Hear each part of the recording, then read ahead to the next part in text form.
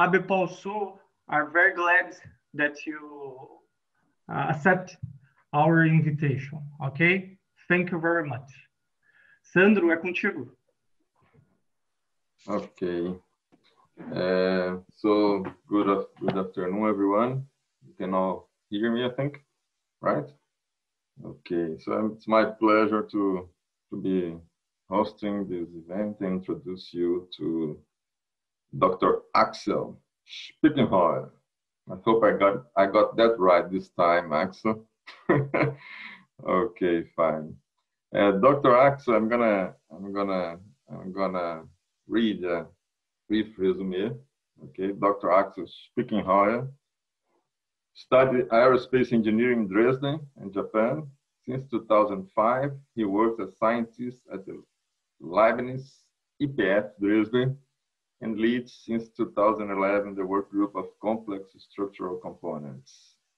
In 2013, he co-founded the Complex Fiber Structures, and also Dr. Spickenheuer obtained his PhD in Material Science in 2014 and got rewarded for the best PhD thesis by the Scientific Alliance of Plastics Technology, WAK.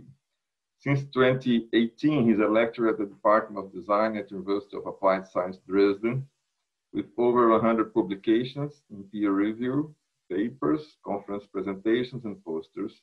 Dr. Spickenheuer dedicated his main research interest to the exploitation of anisotropic composite material properties for extreme lightweight structures by applying variable-axial fiber designs.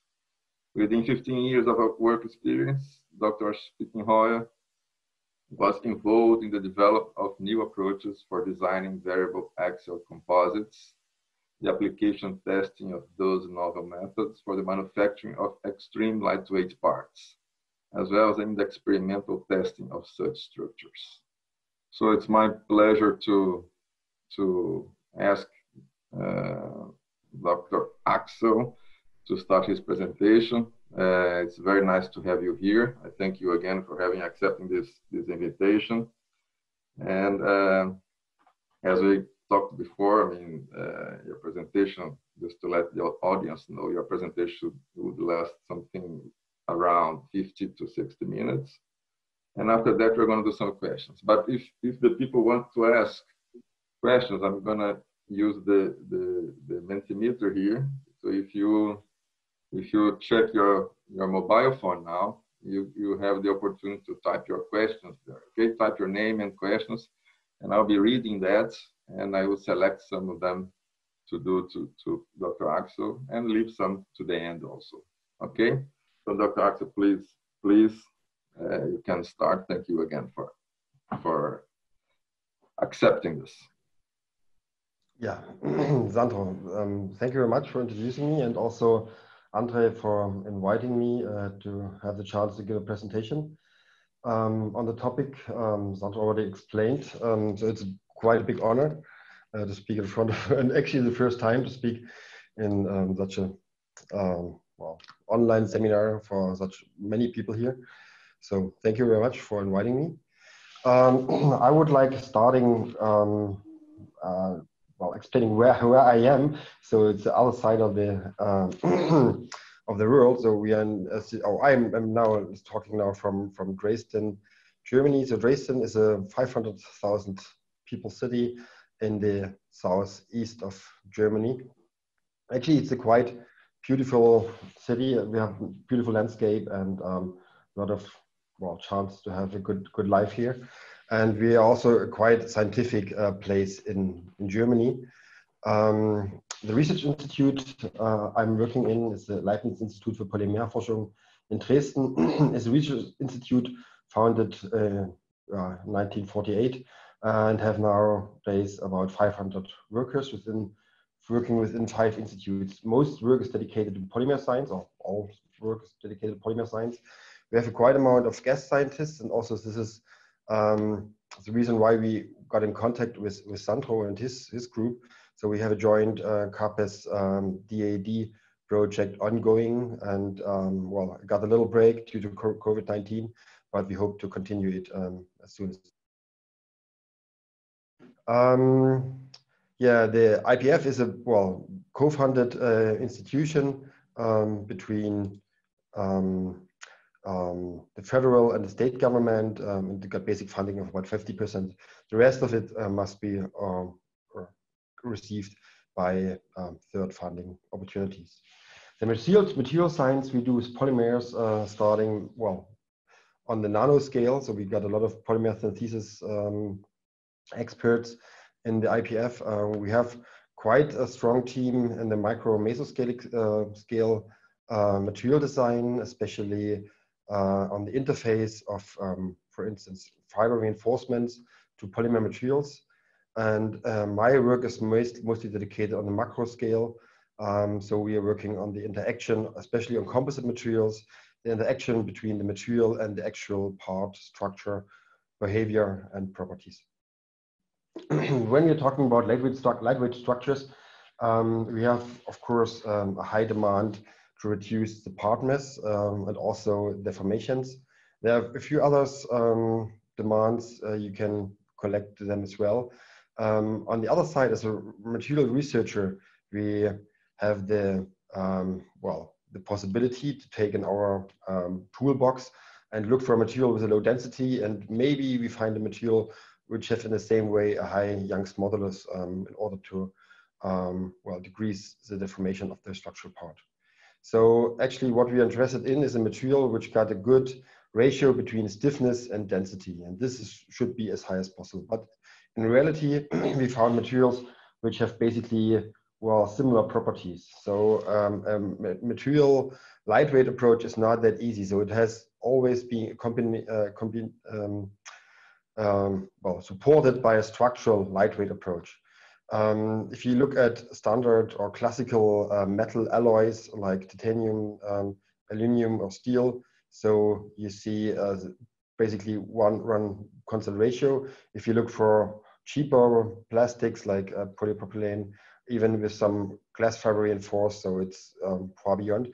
If you go look for quasi-isotropic multiaxial laminates, which is more or less nowadays a standard for composite design, you find a small increase. But the real benefit is really on the unidirectional carbon fiber reinforced composite material. However, as you see here already on the polar diagram, it comes with some costs, and those costs are the anisotropy, and it really drops this dramatic performance, or is really working if you have the fiber orientation aligned to the stress orientation or to the loading condition or loading orientation. As soon as there's a small misalignment, the fiber property drops, or the composite property drops dramatically, and this is something you won't have taken into account. To make a material which really gives you the chance to have a small part mass and a small deformation, so composite material is a good chance to succeed. And I think you are quite experts on composites, so I don't need to explain how to make them. But there are different ways to make reinforcements, the reinforcement structure. So commonly semi-finished products. So there are common ways nowadays on weaving, non-chrome fabrication, so multi-axial preforms, or you can even braid or use automated tape laying technologies. With those, you can manufacture composite parts we consider as composite design 1.0. So you have a multi-axial laminate described by constant fiber angle in the laminate and a constant thickness due to the preforming process or the semi-finished product manufacturing process, textile process. And you can vary only the sequence of the stacking, the fiber orientation, and the thickness locally. So such parameters usually adjust to make parts like shown on the right side. What we think could be a future in composite design is what we call variable-axial design. So some people call it variable stiffness, so we don't like this one, or variable, I don't know, there are a few other words to describe, but we try to stick with variable-axial, so because it works quite well with multi-axial and gives you, a new, added value with the variability to design or to place the fibers in certain directions. So the fiber angle we want to place is not constant. also the thickness is a function of the local distances of local fibers. So we have here in the composite, multi-axial composite design, normally a constant rowing distance derived from the knitting or braiding or weaving process. But here in the fiber or in the variable-axial fiber placement process, we consider this as also variable. So and sometimes it's can't be exactly set. So sometimes we have to live with that due to some curvature. We place the fibers. So technologies to make or potential technologies to make such a variable-axial designs are nowadays quite under development. Some of the technology which is more like multilinearization of UD spread tau is called fiber patch preforming. It was developed in the EADS Otto Brunn and now has been taken over by a company, a spin-off company from the LCC in Munich. And the technology works on deployment of CF or carbon fiber patches of such dimension. And there's quite rubberized technique. So at the end, you got a preform, you can still impregnate this kind of a binder activated preform. So this is, well, more or less quite rubberized automated technology. However, you're quite limited in dimensions to make. And also in the flexibility to place curvature in the fibers. Quite popular also nowadays is endless fiber printing. So there are quite some different printers on the market, like the Markforged or from Anisotropic printer, and other institutions, I think more on an experimental level, also working on those. And you got some drawbacks of this technology because the composite properties are quite low actually, because you need a lot of resin, so usually thermoplastic resin, to make this work or to make it gluing at some surfaces or on top of each other. So we consider this more like for prototype production, and the position orientation usually you have is quite limited. So on standard techniques, you're dealing with slicer programs, and they have other objectives to make this preform working, or this is part being manufactured, than just on flexibility to have a high performing part. And at the end, you get only also such mainly solid structures. So you see these parts are really truss-like, highly truss-like. So this might be a good chance, but maybe not the best opportunity. There are other approaches, or not other, but are going further with this printing. So from Arevo, for instance, American company, they put such a printing head on top of a robot, and try to make that more flexible, so they have also an out-of-plane deformation available to print such a part on it. But what you can see is it's just one head you have to print, and you have a lot of machine to come to the final part. So the efforts, the machine costs are quite high though. There are a few other approaches, like from orbital composites, trying to use thermoplastics. But at the end, this is quite heading into one direction, which is also already quite well known, the automated fiber placement technology. You see the machines are even higher, even bigger, and you see what kind of heavy machining you actually need to get a few millimeters of carbon fibers being placed on a shell structure, on a shell surface. However, if once you get this process stable, you got a really high performing composite at the end, but the mechanical efforts are quite high. And actually with this, I mean, this is not made for high lot sizes. So it's more for unique parts or special parts on larger structures. So the position radio is also quite limited. So about 500 millimeter are practical standard at the moment. So if you got to think, if you think of a big fuselage of an aircraft, so 500 millimeter might be a curvature, but for smaller structures, this might not be sufficient. And so this is also mostly dedicated for shell structures in the same way. So the question is if there's any manufacturing process to make variable-axial design quite at reasonable cost, but still on a high performance level, and which might be also applicable for higher lot sizes. And on the same way, on the same same way we want to have a small deposition radii on such some parts. So actually, this technique has been invented a long time ago, 25 years ago, or even longer now, before this kind of additive manufacturing was kind of en vogue. So this is something now we could say, okay, this is something additive, some generative manufacturing process. And it started with some manual hand layup, by manual sewing, by our former co-worker's wife. She tried to fix some roving in our arbitrary direction. So later on, this has been further developed to apply standard embroidery machines to make such stitches automatically, and also on programmable machines. So you see a single roving being placed by a zigzag stitch here, and this is a double lock stitch we have under machine. So we have an upper and a lower thread working together and bound together. And if you have many fibers placed together, so the needle penetrates also the already placed rovings in the, well, next to each other where you want to place the additional roving. So this process is being nowadays highly productive and put into practical application.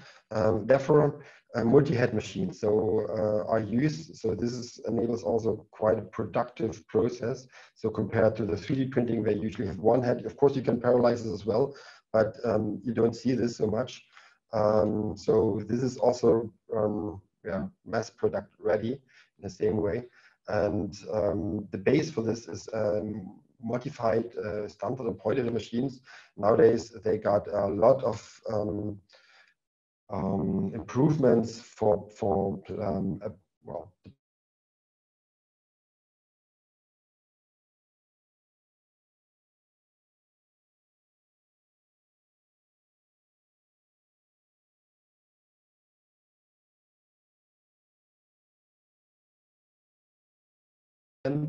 and if you have the chance, you can place them also in the direction, if you know how to make it, where they are really improving the part properties. Another advantage compared to the other techniques I showed you before, we are quite independent from reinforcing fibers material we want to apply. So we can apply any fibrous material, carbon, glass, natural, thermoplastic, hybrid yarns. And what you see already here is a base material we always need to stitch on. And even such base material is quite flexible. So we can use polymer foils or films, fabrics, non-crimp fabrics, anything actually you can penetrate with a needle. The position speed is 5 meters per minute per head.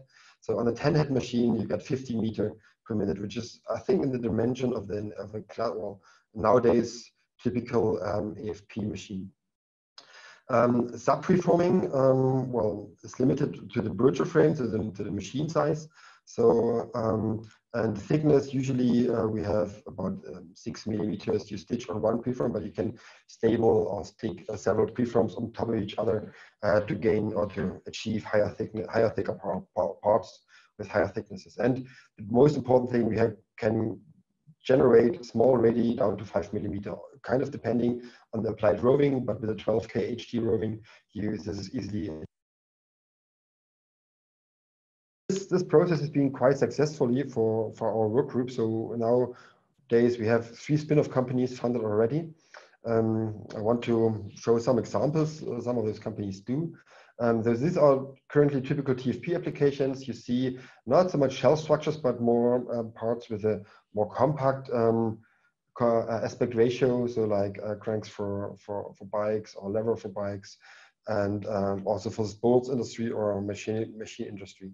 One example I picked here especially is the window frames for the A350 Airbus. So half of the production is done in Germany, I think, due to some economic and also quality reasons. However, the other is done in the French company.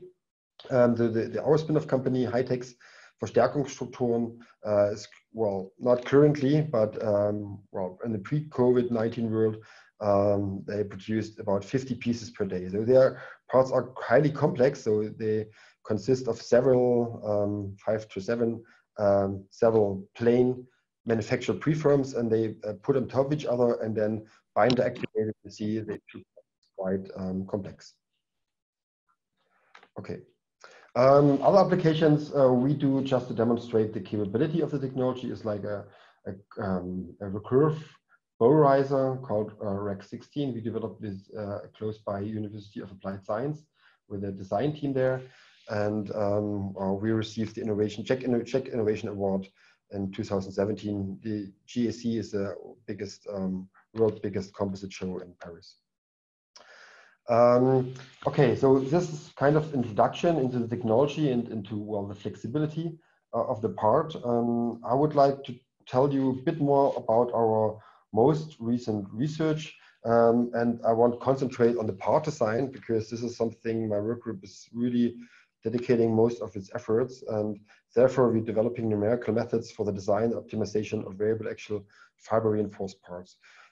Besides, we do also quite some other research on the TFP pattern design, the preform manufacturing, and the TFP FRP part consolidation. So I show you some examples, and you see there what other tools we use along the whole process chain, and what kind of improvements we try to achieve by using this technology.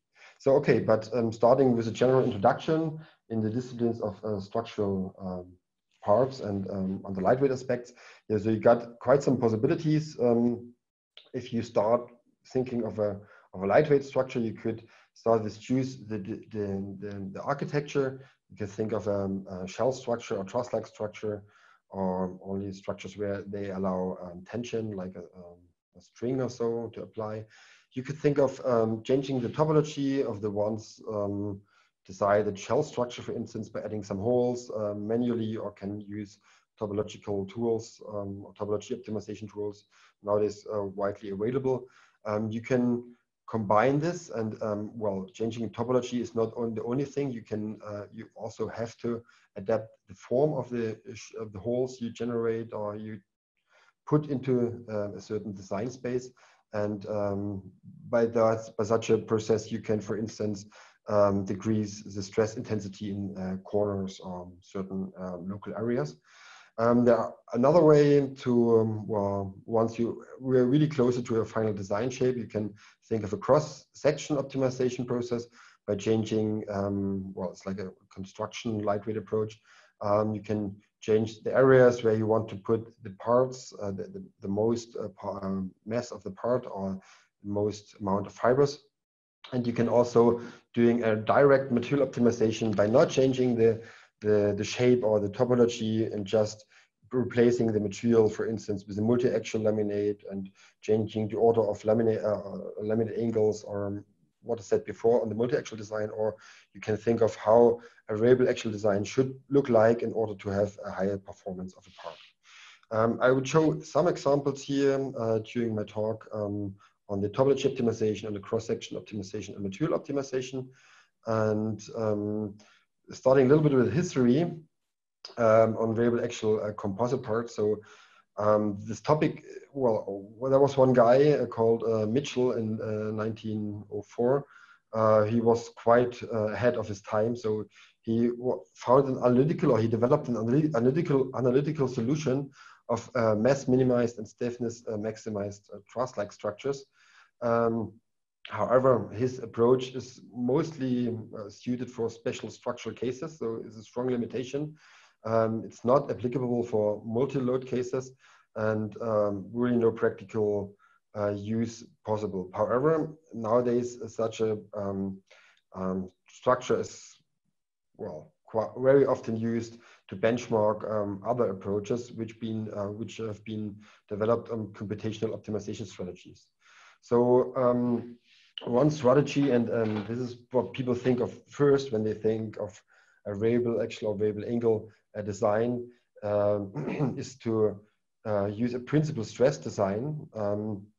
So you can analyze with the final element tool the fiber, or no, the principal stress orientation in a certain domain, and based on this one you can generate a pattern. So once you're starting here, you say, okay, everything looks perfect. It's so simple, just align the fibers along these trajectories. But if once you started to generate such trajectories, you really instantaneously open your eyes and see, okay, what's going on here?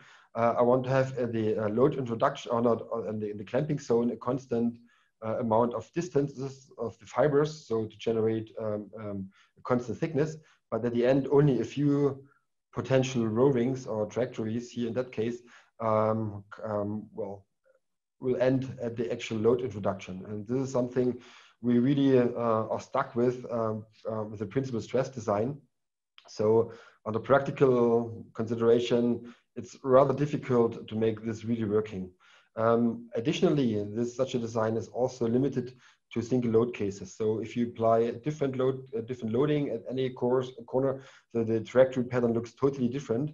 And even if you change the boundary conditions slightly, you get a different pattern design. So this is highly sensitive also on changing of boundary conditions. There's no really commercial software available to generate such patterns, besides one we developed recently. But this is commonly not our first choice to start with principal stress design purely. So nowadays we use this as a design suggestion actually to generate a more manual design. Another way, as I said before, is the topology optimization approach. So you can have a precondition of the part, and you end up with a discrete truss-like structure. At the moment, or this example here is based on an isotropic material behavior for the topology optimization approach or process. And this works quite well because shear modulus for isotropic is also quite low and is trying to be avoided by the optimization algorithm. So within such a truss-like element, we got only tension or compression, and then it's rather easy. I said rather easy, it's not that easy, but more or less easy to align fibers in such a direction, and those fibers are then mostly loaded in the perfect direction. And you find already algorithms dealing also with multiple load cases and implemented in a lot of commercial software nowadays. And but we still struggle with the manual design here and to generate such patterns. So such are the initial state when we started dealing with a variable-axial composite design. So at the end, such tools we found are more or less only design suggestions. But it's good enough to start with. But we had a big problem, because there's no really connection between the design of anisotropic. You can even replace it with isotropic. You can even replace it with anisotropic material properties.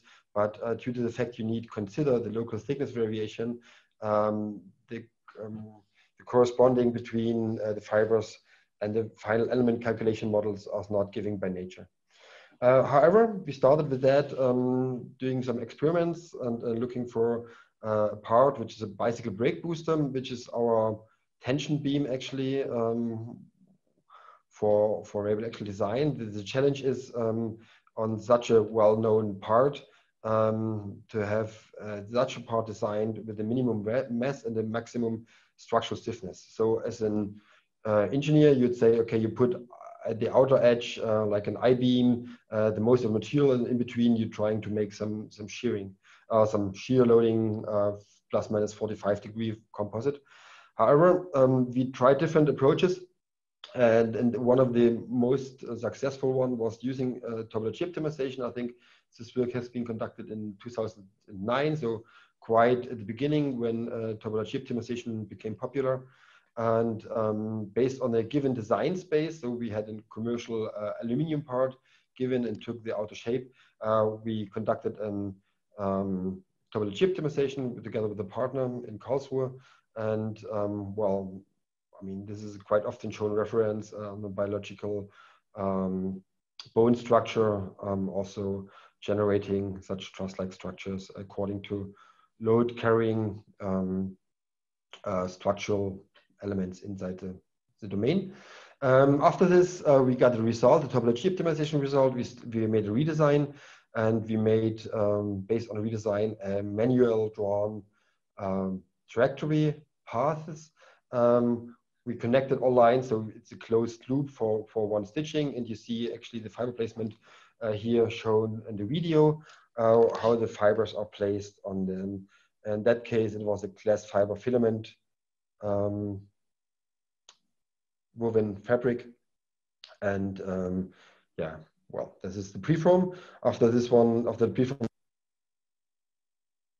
preform has been cut, so it's put into an RTM mold and consolidated and yeah, tested. And as you see here already, they compared, and this is what we usually benchmark against, is not metal parts, or we try to have a multiaxial laminated part as a benchmark.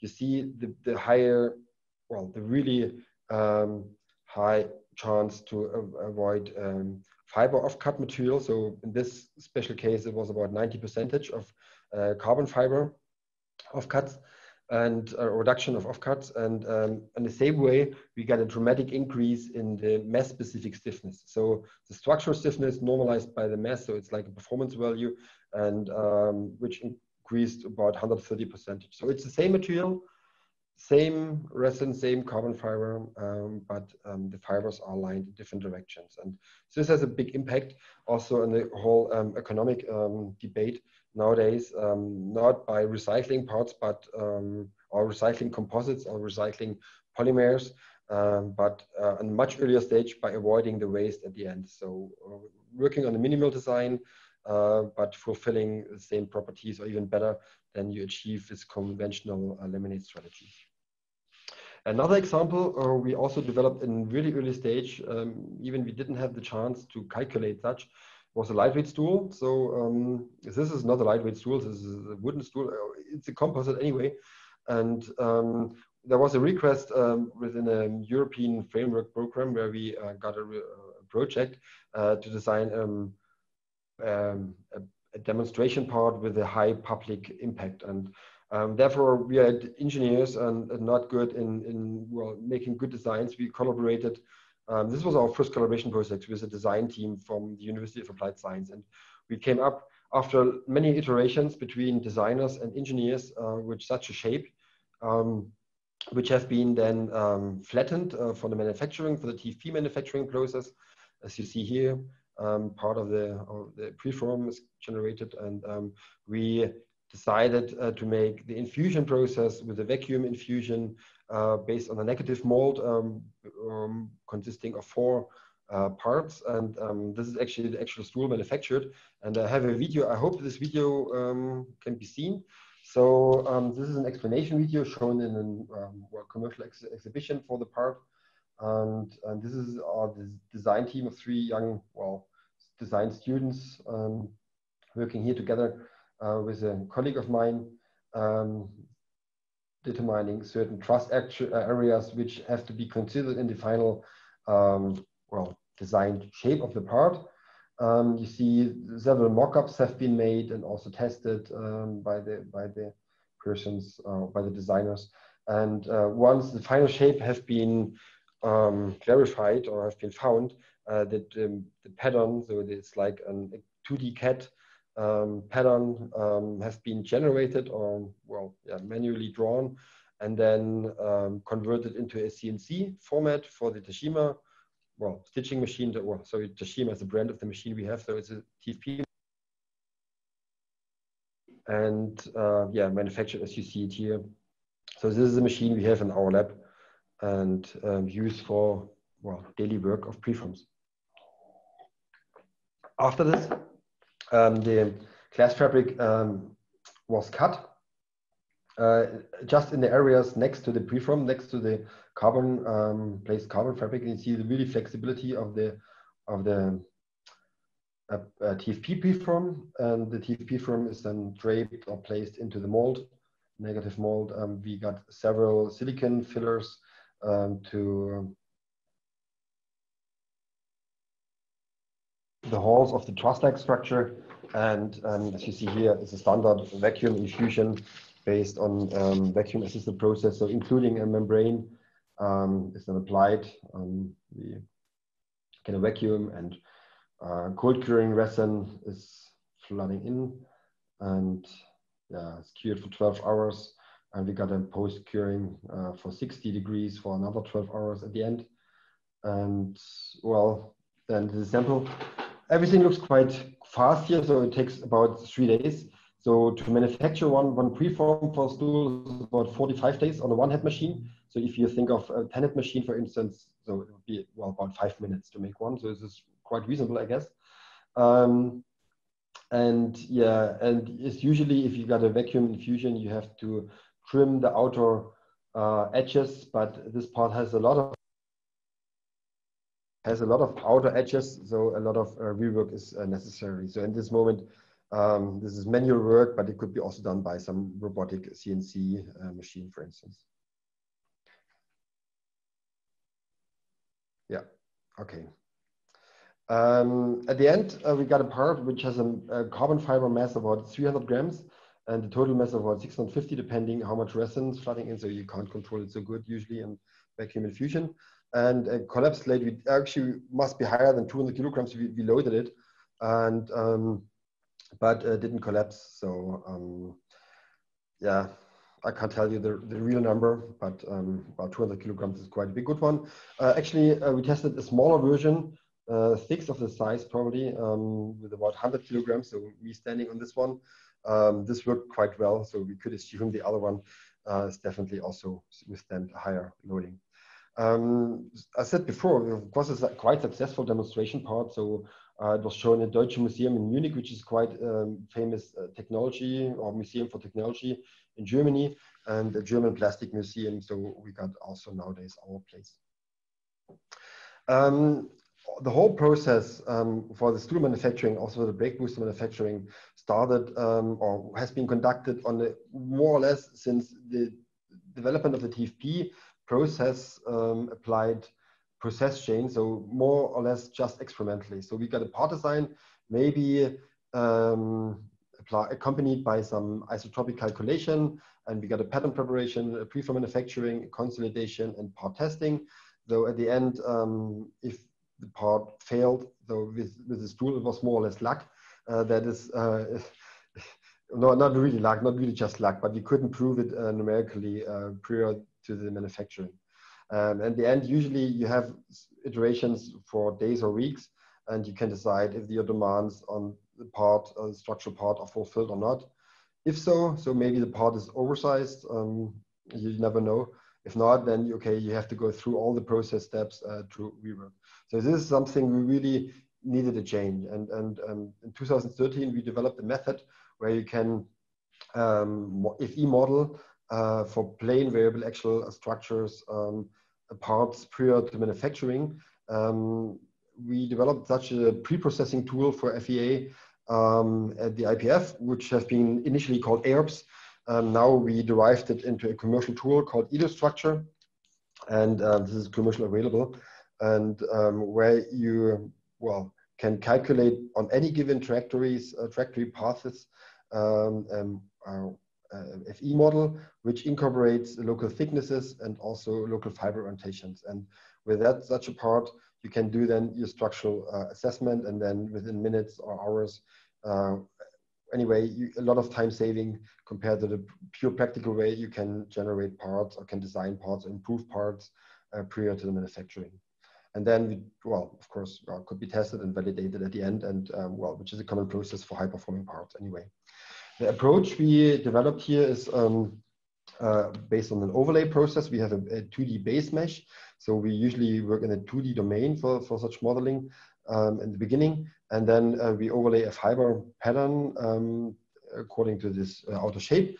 And this fiber pattern must, consist of several, or usually consists of several sub-trajectory paths.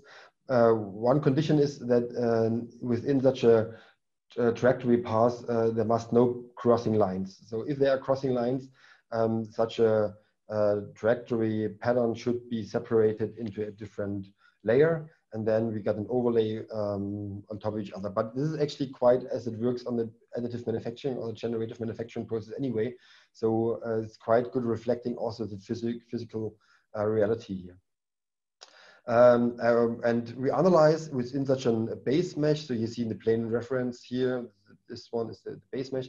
You can analyze on the corner nodes, the local thicknesses, and then we extrapolate or calculate the thickness for an extruded solid element, and within the center of the element we calculate the average fiber orientation to reorient the transversal isotropic properties of such an element.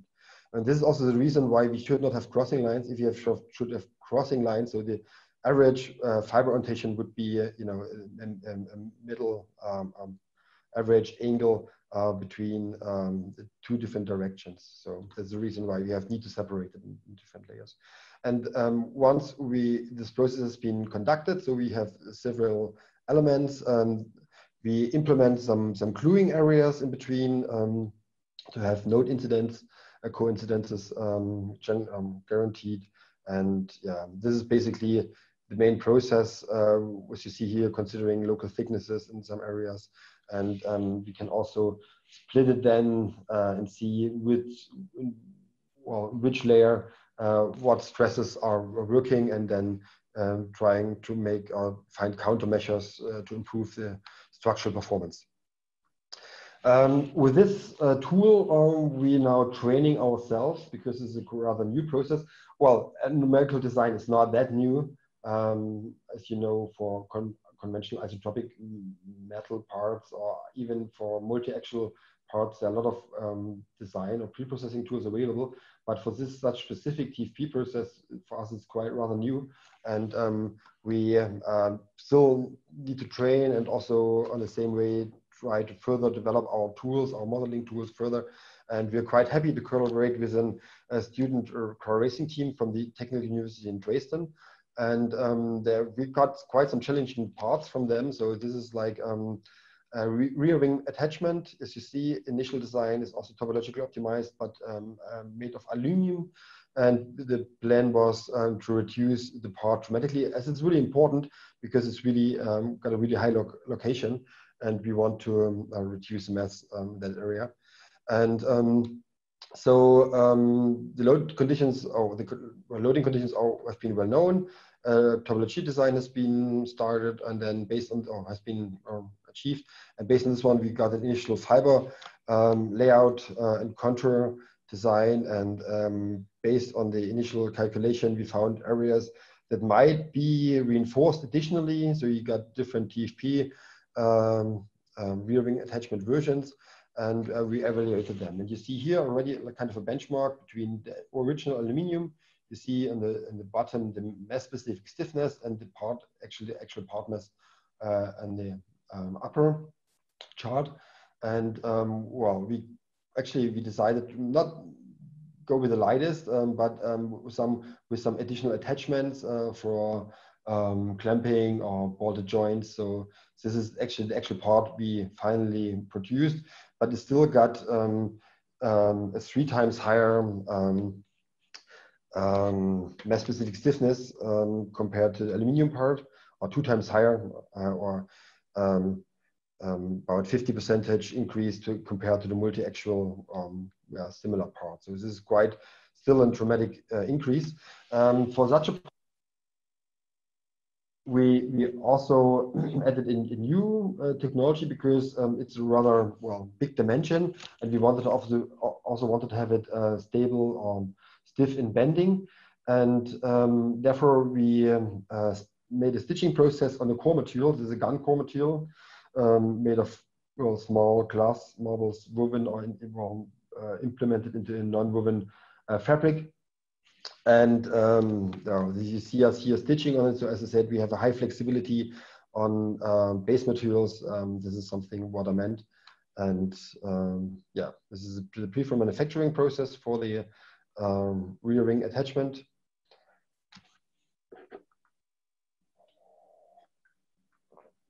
And additionally, in former days, it quite took some time in our workshop to generate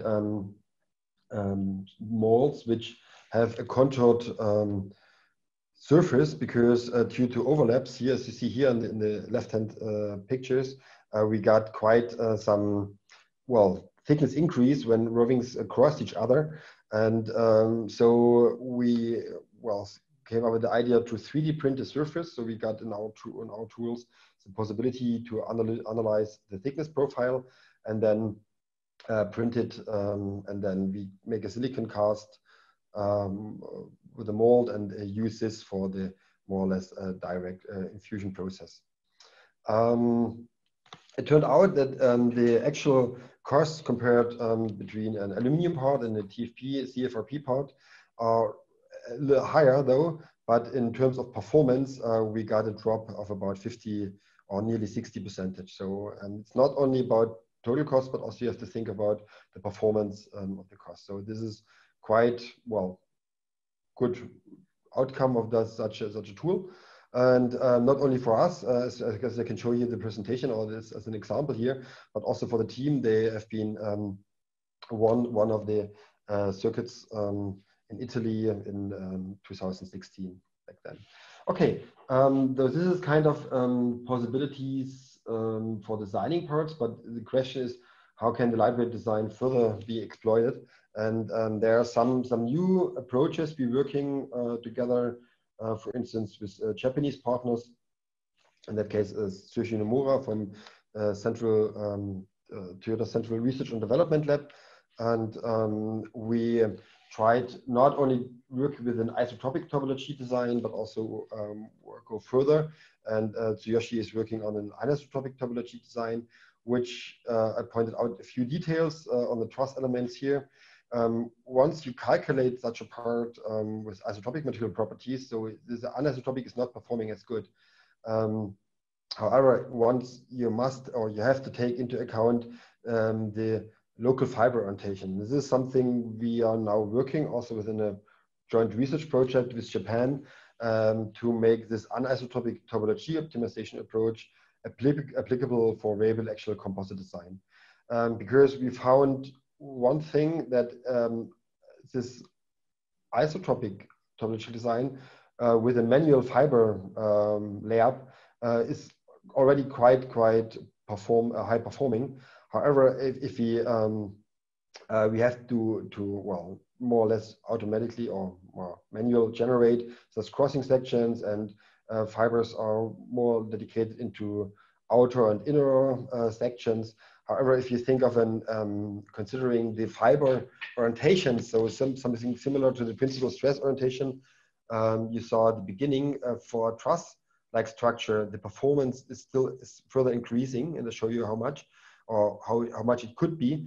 But you got still the same problems with for instance, automatically trajectory derived design by principal stresses. We got quite some inhomogeneity into the thicknesses due to local varying fiber distances. So this is like still a challenge, but numerically you can still increase the performance for another 20% on such an example. So this is quite interesting for us, and we're working on it, and we still looking for some experimental validation here. And we also could think of combining it with cross-section optimization. Cross-section optimization is another approach we did. So in that case, we started with a manual design, as you see here, and we applied an genetic algorithm to determine how many filaments or how many fibers should be placed within one truss element. So the initial design was more intuitive by an engineer, where to place the filaments and how many. So it's just good guessing, but it's not finding an optimization, an optimum. But with the approach we published also these examples, we found it is possible compared to the initial start pattern, which is a more or less simple manual design pattern, an increase of about 20%. So actually, this gives us some possibility in the future also to have a real cross-section optimization working for such parts. Another challenge was not only to simulate such plane parts, as I showed before. So in 2017, we got funded for another research project where we further could develop such our modeling approach also for three-dimensional parts. And as I showed you before, the tailored fiber placement process is only 2D. So we don't have any robotic to have more than 2 axes, any out of plane deformation. But you see our preforms are quite flexible. So they are really good drapable. And we need to have a relation, or to generate a relation between this original 3D part and the 2D manufacturing domain. And this is something we implemented also now in the commercial structure version. We have an unfolding or unwrapping algorithm, which then gives a corresponding between a 2D manufacturing pattern and a 3D simulation part. So for the stool example, you see it here. So we can separate it also into several sub-preforms, which are then modeled into one complex shaped structure, incorporating local fiber orientations and local thicknesses. Okay, I'm coming close to my end. I've got 2 more examples which deal more or less with the material optimization. As I said, or as I showed it before, the material optimization, well, we are quite careful to say so, because people think of a principal stress design, and just applying a principal stress design is not an optimization. It's like an optimization criteria, which works so-so, I would say, but yeah, it's not real optimization. But well, this is quite an early example as well, and we dealt at this time mainly with principal stress approaches. So this example is more or less like a basic research. It's not a complex shaped part as I showed before. The others, we got the bolted join. So we got you see the loading condition, and we got a certain dimensioned bolt within the laminate. And well, you find nowadays a lot of publications also considering this, analyzing the stress intensity and how it's reacting if you're placing fibers. So we decided not only considering the principal stress design, but it's another different kind of an approach called load path design by another Australian researcher called Kelly, initially introduced. Well, it's load path. Yeah, it's a little bit different calculation approach than principal stress design. Nevertheless, we consider both design approaches to make parts, and also a reference part mainly on the triaxial laminate, but for the TFP pattern, for the variable-axial design, we applied a base material of a ±45 carbon fabric to stitch on. You see here in RTM mold, got quite some curvature. So we got local thickness increase. We see, especially for the load path, a lot of filaments are converging in the load introduction zone. And we got here a high increase of thicknesses. And well, these are the different examples. So this is, oh no, it's not the triaxial, it's a multiaxial. A quasi-isotropic is 0.90 ±45, non-conformic reference design, and we got the load path and the principal stress. So the variable-axial designs have been about 20% lighter than the quasi-isotropic. However, we got a targeted thickness of about 5 millimeters for the overall parts. The mass-specific failure for the principal stress was in the same range as the non-conformic. The load path design didn't work out quite well, but much more interesting, and also this is where the quasi-isotropic design bet all the others, the maximum loading. However, first fiber failure also occurred in a really low stage, and this is also where the principal stress specimen got first failure. More interesting, we found that the after the maximum load has been reached, there was a big drop. So this is like a convention or expected brittle behavior of a composite. With the principal stress design, as you see here, we got more or less like a plastic behavior. So once the failure occurred, the first failure occurred, it got an increase in the loading, and it kept this loading until the end. So this is not actually, this is just where we broke up with the experiment, but it could have been on the same level of loading until the edge of the specimen. So this is something we just figured out at the end. This is the amount of energy you need to break such a part, or to really just to generate a failure of a part. Like think of automotive parts, where you got a plastic deformation and you can hear that something in your wheel section is not really working right. So this is a similar behavior, actually, even if it's of course not plasticity, but you see you got a much different behavior, or much, I would say, unexpected behavior compared to conventional multi-axial laminates. And the final example I would like to show you here, which is also more or less like we could say a material optimization approach, is an example of a bladed ring for vacuum pumps. So it's a topomolecular pump, and the challenge is here to increase the speeds of such pumps. So it's not really an aerodynamic problem. So it's more like pushing at high speed gas atoms out of a chamber.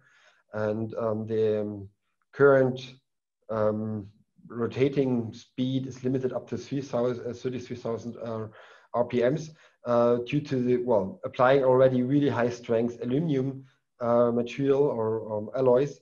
And the objective was to increase it much further. And at the end, we came with a tangential radial design.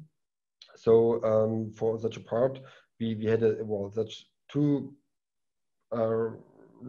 patterns stitched on top of each other, based on also analytical or numerical analysis to see in which amount it should have been weighted to each other. And then we got see here the preform. We got a consolidation tool. It's like an RTM process basically.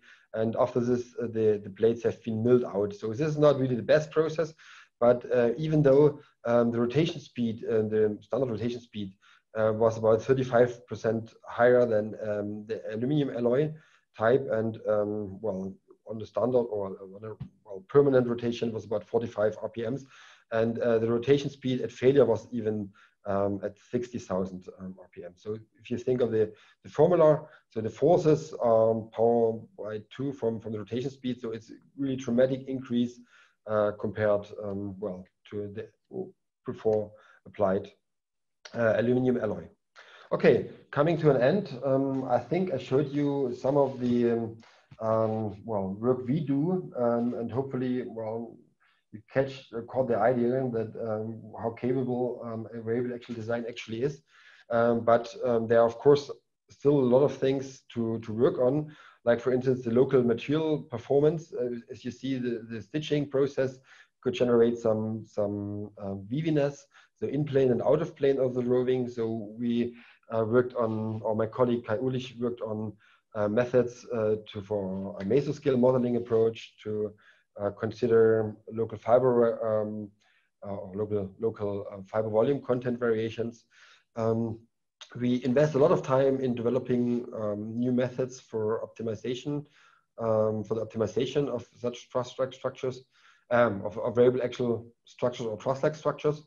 We do also doing some research in the field of machine modification and process modification. We have some nice ongoing work here, for instance, applying kind of a 3D printing head on a TFP machine to apply a different kind of resin, a more flexible resin, so we can generate a multi-matrix composite, for instance, by applying softer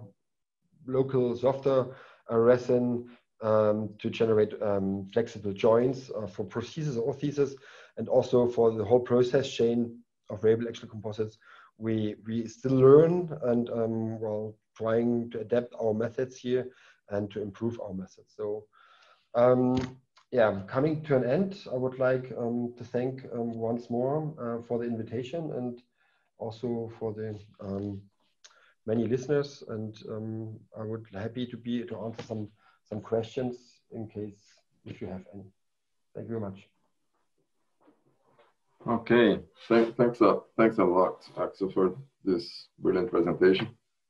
I'm sure people are fascinated by some of the things that you show there, and that perhaps one day we'll have one TFP in Brazil as well. I hope so. I really wish. Well, we do have some questions. Like, so I'm gonna invite people again to type the questions using the address I put there in the chat. Okay, but we have already 5 questions, and I have my own questions. So if I could start,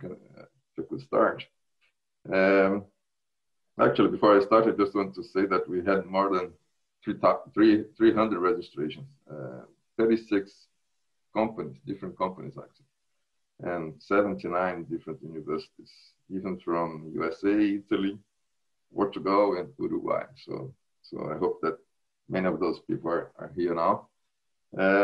Well, I want to tell the audience as well that the presentation is being recorded, so they are going to have access to your talk again and can share with the colleagues and people that might be interested. Okay, so let's go to the questions. There are two questions on fatigue. I'm gonna make them in a row for you. The first one is: are the fatigue properties similar to that made with multiaxial materials? Fatigue properties compared to multiaxial materials. Yes, we didn't do so much research in fatigue, but we had one testing also on special open hole specimens. I think at the very beginning when I started working on this field, also with Kai Ulich, mentioned earlier. So we evaluated TFP preforms open hole, also non-crimp fabric, and in a swelling tension testing, and if I remember right, I mean, this is 15 years now, maybe 14 years now, the properties have been quite comparable. So there was no dramatic drawback for such load case, but you know, fatigue is quite sensitive, especially for the many cases you can generate. So we didn't evaluate any compression zone, so it was like a swelling tension, but for that, you know, this is quite known for not having any degradation in strength. Yeah, I can't say in general it is like that, but for the certain specimens we considered in a certain test experimental setup, it turned out to be quite comparable to NCF. Yes. Okay, fine. Okay, there's another question here saying that it's a very interesting approach. He asked again about the fatigue, but you answered already. So the next question is: are there high stress concentrations where the fibers overlap? And how would you solve this? How do you tackle this point in the overlap? Actually, you come up with an overlap usually if you got a high stress concentration and you want to reduce it. There's another open hole example I didn't show yet, but maybe hang on, I can look. I got prepared maybe some examples here. So these are examples for an open hole specimen with different fiber orientation, and here in that case we got a UD with an open hole. This is an UD without any notch, and this is a principal stress design. This is an optimized design. I didn't tell about this due to time reasons. We got an approach to optimize such, or in contrast to the principal stress design, to have a real parameterization of such a domain. And usually, if you place such fibers and they have quite an overlap here, you can degrade the stress concentration. This is not a numerical result. This is like a DSC image on the strain concentration, but you see the strain behavior is rather different compared to multiaxial or even principal stress design. So it's that I don't know if this answers direct the question you raised,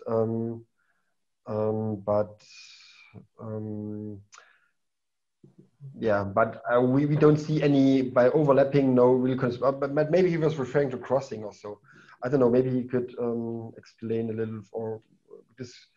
Well, the question a little further. I don't know. It's difficult to get a feedback now on the no, the person wants. There's no name here, but if the person wants, he can ask again using the software. Okay, next one.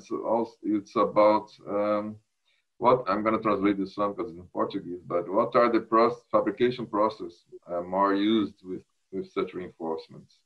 You showed a few there already, vacuum fusion and RTM. Perhaps, is there another one?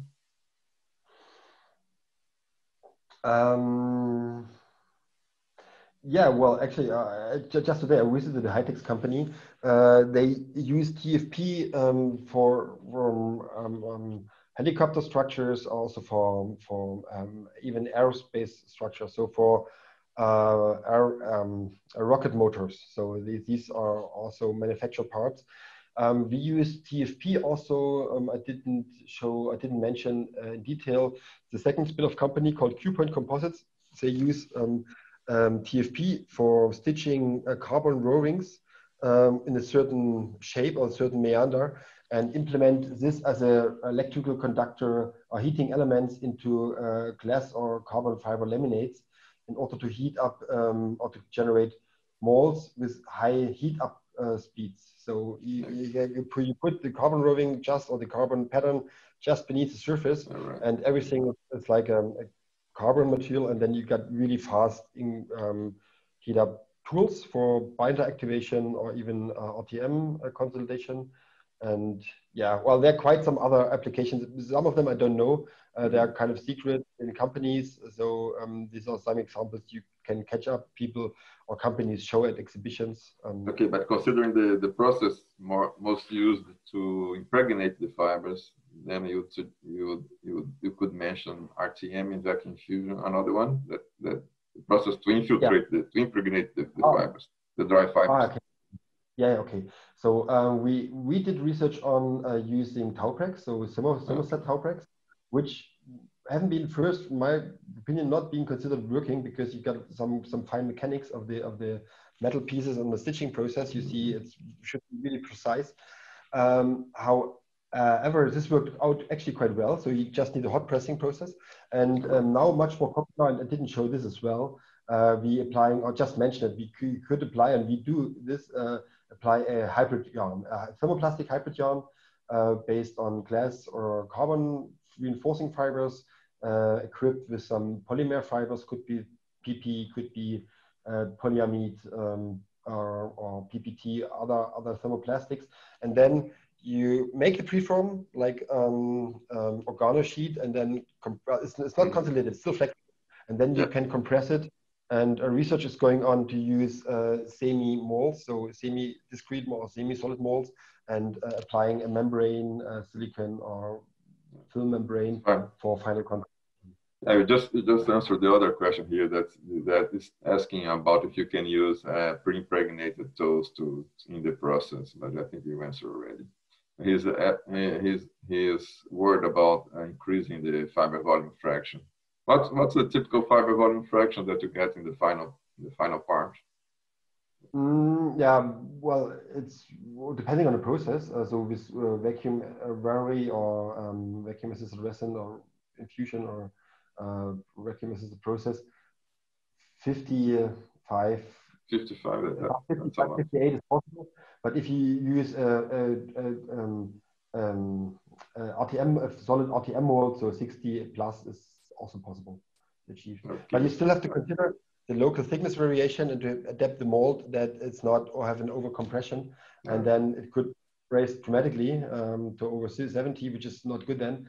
But we try to avoid this by adapting the mold surface according to the actual preform thickness. Okay, there's another one here.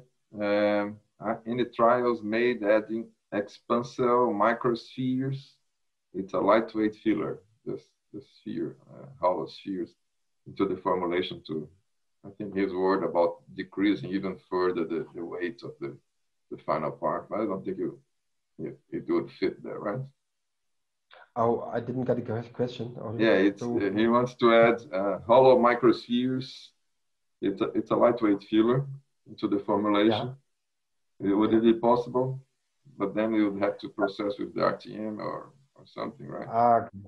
So I showed the examples on the ring pillar attachment. So we stitched on a gum core material. This is like the microsphere.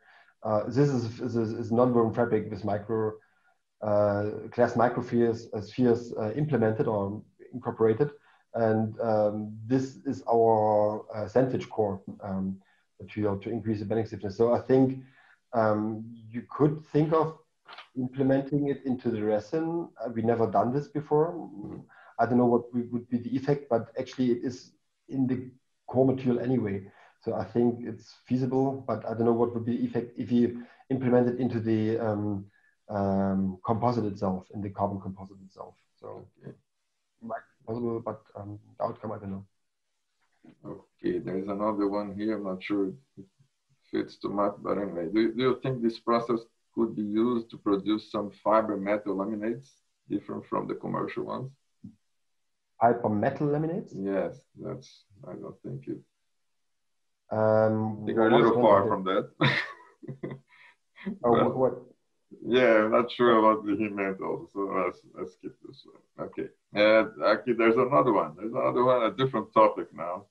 This is an undergraduate student. He wants to ask if there are any exchange opportunities for undergraduate students at IPF Dresden. Opportunities for undergraduate students, exchange students. Yeah. What would be the procedure to approach you? How? Yeah. Of course, approach me. I think as we have now a Brazilian ambassador here still, so we got for Thales is now, after Umberto, one member of your team left now, so Thales as a postdoc is looking now here, and I think we are going to receive undergraduate female student in next month. From Brazil. Yes. Antonella. Antonella. And the approach is a little bit more complicated than to receive a European student or German student, but it's still feasible. It's necessary to enroll at the technical university for the time being. This is just for administrative reasons that he is an enrolled student. And once this has been done, it's possible in some cases to receive an stipendium from the IPF. With that, we will figure out some other administrative document exchange. But perhaps Thales could write down his email so people could contact him, and he would do the bridge. He'll do the bridging for you, right? So that you don't receive so many emails.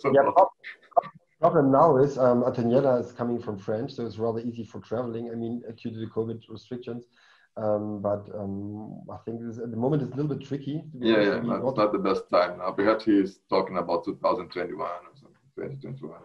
Which is hopefully then, the future where we solve the problems. So the COVID problems, the pandemic problems. Let's see. All right, so Tyler asked Thales to put his email there in the chat. Oh, it's there now. He wrote already, so it's there. Fine. I'm going to finish with one question of mine. Is there anything being done to improve TFP productivity as a whole? I mean, what can be done to improve, to decrease the whole cycle of designing and making the final part in the end, to improve, to increase the number of applications? What can be done?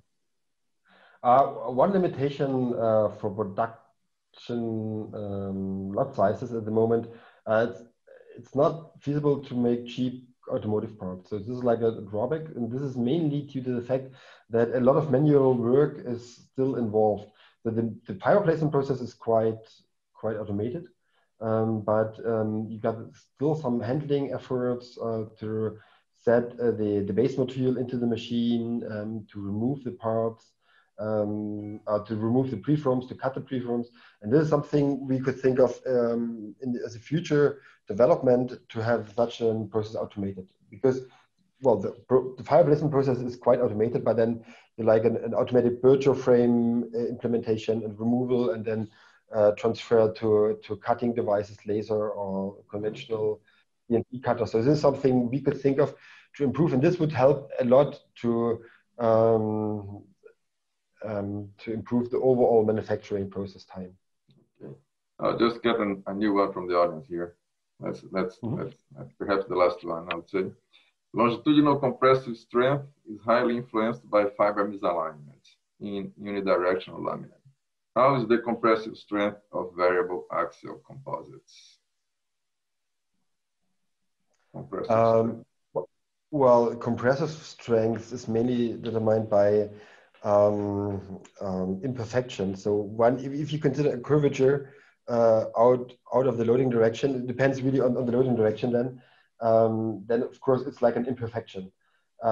We have some unwanted imperfections. So this is out of plane imperfection due to the stitching yarn, which could generate some waviness and drops decrease then of course local strength or local stiffness as well.